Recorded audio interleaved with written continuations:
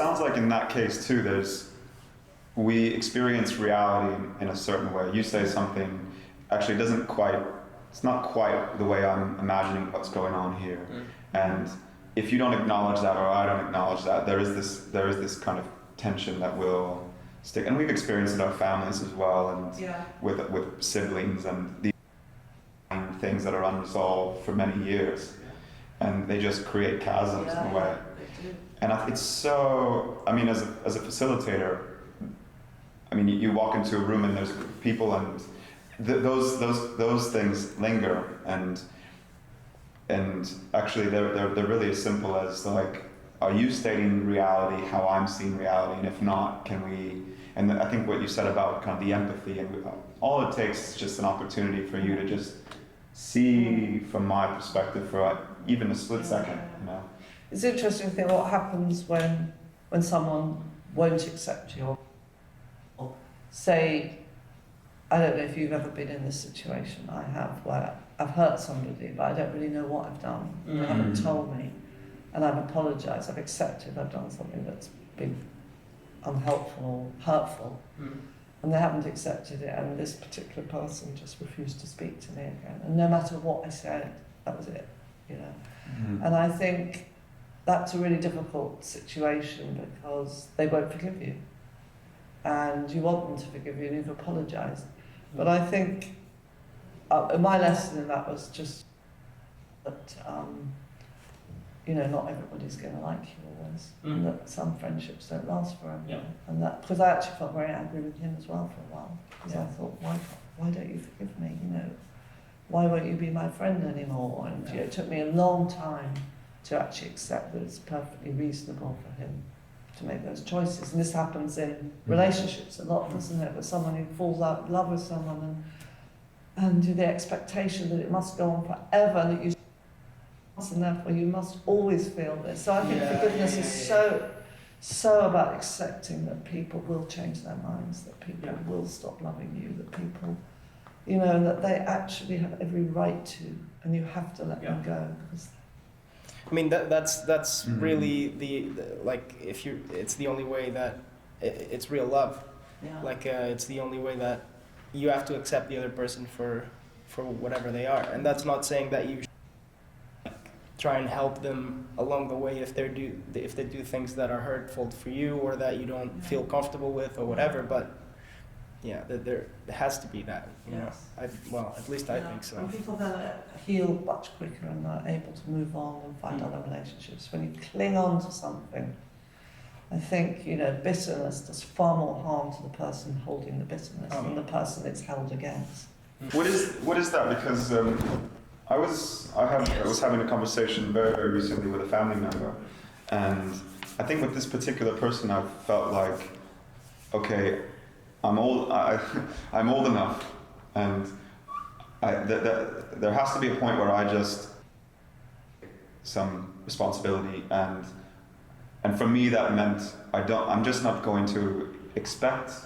I'm not going to expect this thing that I think I should get, whether that's affection or unconditionality or whatever it is, and we had this conversation, and there was something that was said that I didn't appreciate, and it wasn't a strong emotional reaction, but I knew it wasn't true. And I said, hey, I don't think this is true, actually, what you said. And what I'm hearing is, you know, you maybe me with someone else, but I just don't think that that's helpful when we talk. And I think part of me wants to, like, part of me is still maybe like, you should be this person that I need, you know. And part of me is saying, you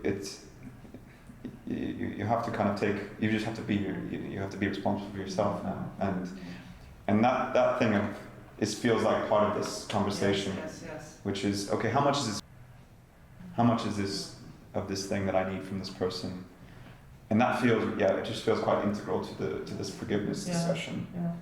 It is. I think it can change as well, doesn't it? And you know, this thing that forgiveness is a place you arrive at where everything's fixed and suddenly okay is not usually the case, actually, because things can happen in your life and trigger painful feelings again, or something can happen. So it's ongoing That's you a know. really interesting Yeah. way to see it. Yeah, I have never that, but I kind of always felt like that. You know? Give an example. No, just I mean, sure. no. I mean, just in terms of expecting that something is finished. Like it doesn't. It's. I mean, if you care about the person, Yeah. especially like sometimes like these things are there's just like it's the past. Like it can be changed, can be accepted. But like you're right. Like it just brings back. Some things can bring back old feelings and things that you thought were resolved, and you just like have to. Exactly. Maybe it's not gonna be as hard as last time, but like it's still a part of that process, and it's always there. You know, like it's so you have to organically sort of feel it and see how you feel. Maybe give yourself some time. Maybe explain to the Yeah. person that I need my space now. Like it's okay, I still love you, but you know. I don't really know how you are going to react. I read something recently which I found quite moving. Jean-Michel Jarre, a French, very well known in France, musician, was describing his terrible relationship with his father, who he felt had never loved him.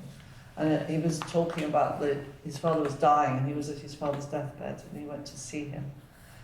And he sort of came to the conclusion that there was a hardening in his father's heart, that he was in some way, what he said, handicapped to love his son. So he was thinking it through like that. And then he heard himself say, just before his father died, he said, "Father, please forgive me for not being able to be loved by you."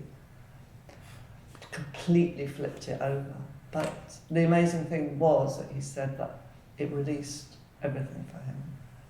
You know, and it came from nowhere. He didn't know he was going to feel that, but it somehow made total sense to him. And it was all, and in that probably was concluded because it was at his father's deathbed, and it was necessary for him to move on. But very often, life, you know, and yet it was all about forgiveness.